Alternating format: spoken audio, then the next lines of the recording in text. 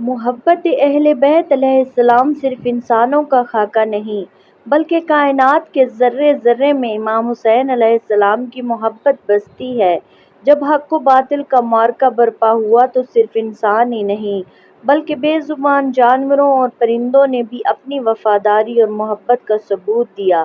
جب حضرت امام حسین علیہ السلام مدینہ سے کربلا کی جانب روانہ ہوئے تو آپ نے اپنی لاڈلی بیٹی بی بی زہرا کو بیماری کی حالت میں مدینہ میں ہی چھوڑ دیا۔ بی بی زہرا جو اپنے بابا کی راہ تکتی تھیں، کیا جانتی تھیں کہ اب ملاقات میدان حشر میں ہوگی۔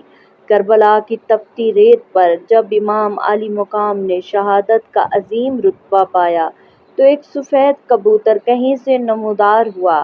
اس پرندے نے امام حسین علیہ السلام کی شہادت کے درد کو محسوس کیا۔ وہ امام کے جسد مبارک کے پاس گیا اور اپنے پروں کو امام کے خون ناحق سے رنگ لیا۔ یہ منظر دیکھ کر فرشتے بھی رو پڑے ہوں گے۔ وہ سفید کبوتر اپنے پروں پر امام کا خون لگائے کربلا سے اڑا اور سیدھا مدینہ کی جانب مہر پرواز ہوا۔